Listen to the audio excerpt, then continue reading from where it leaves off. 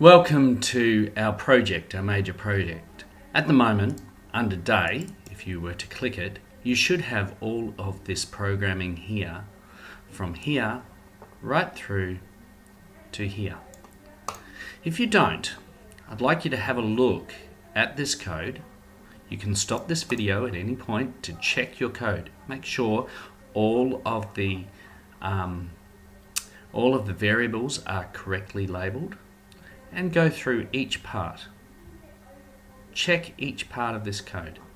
Of particular notice, take note of this. I want you to notice over here that I have got a space over here, and then I've got an underscore, and this enables me to continue my writing on the line.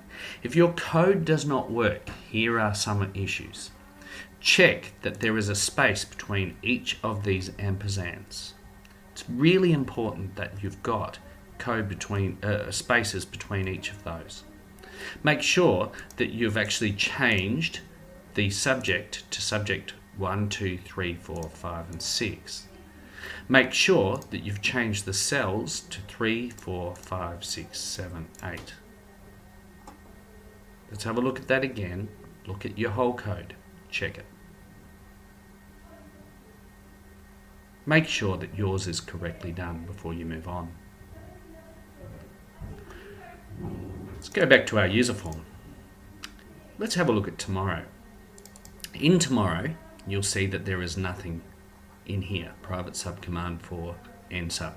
If yours is a different command button, that's okay, as long as there is nothing in here.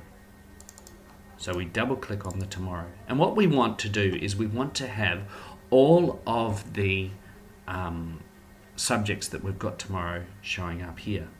Now that's a much easier proposition to do now that we have got all the coding in our day.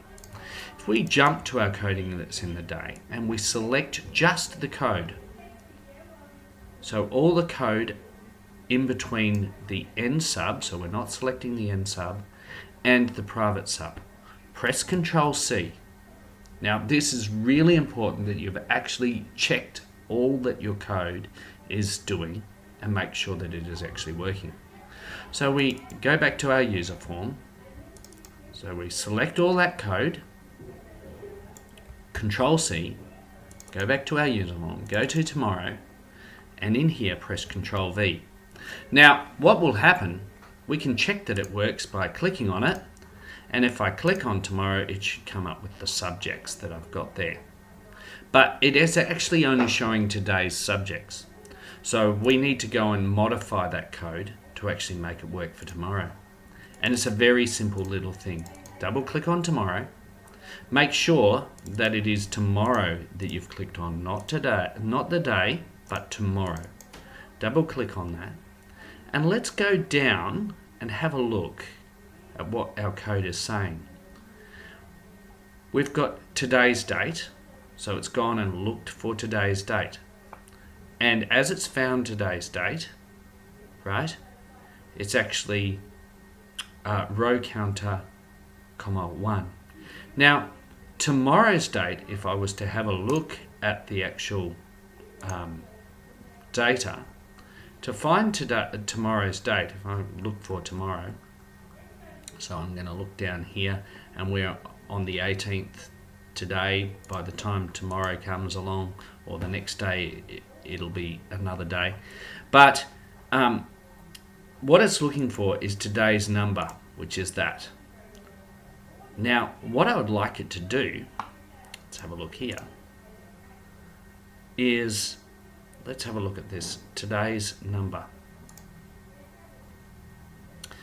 is row counter. But if I make it tomorrow, it's row counter plus 1, isn't it? So it says if such and such is equal to, if row counter, comma 1 is equal to today's date, then day number should actually equal row counter plus 1. Okay? So plus 1. Now let's run this. And now, if you were to have a look, see my today's date is actually the Wednesday here, but it's actually produced tomorrow's classes. The biggest issue is going to be when today's date happens to be Friday. And so when it's Friday, we need to change a few things. So let's check that. Let's go back to our list here. Every time it says a different date, so for example, to change it to make it work, I could change this one, say it was on Friday, I could change it so it was actually the 6th, so it'll give, so there, if I put that, that will actually work better for this one. But here, it actually needs to be the 1st, so it would give the day's date of as the 1st. So every second one we need to put in double one, so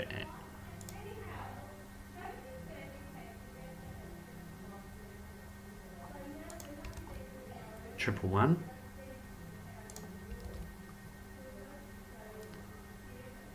So just change that. You'll have to do this manually. Whoops. So we go there. Just every time it's green week, just there. So instead of 11, it's going to take a little while to do this. I could have set that up properly in the first place, but I didn't. And that will mean that, whoops, that one there. Whoops. So just do it in the right spot. That one should have been one. Every time you see the word 10, just after 10, make it 1.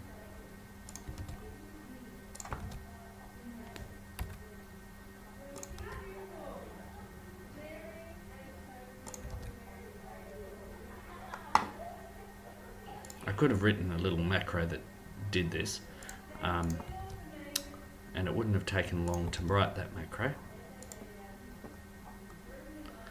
etc. Do you see what I'm doing here? So this is probably what you need to do all the way through.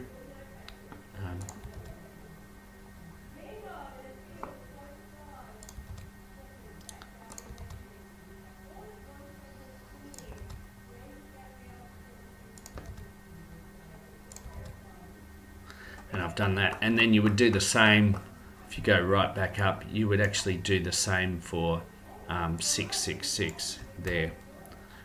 So you're just looking for 6 every time you see 11. It's just going to take its time. That means that once you're on a Friday, it will actually work for you. That should have been there. That should have been 666 there.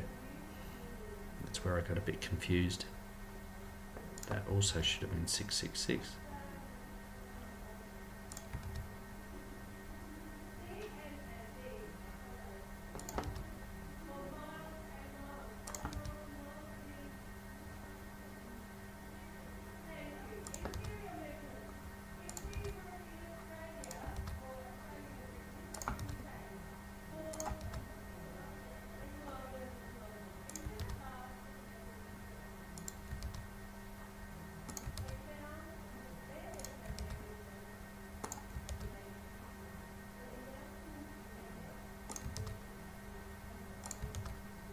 Just taking our time.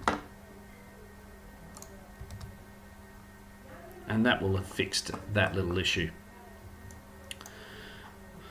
So when I run this, it will give tomorrow's dates accurately.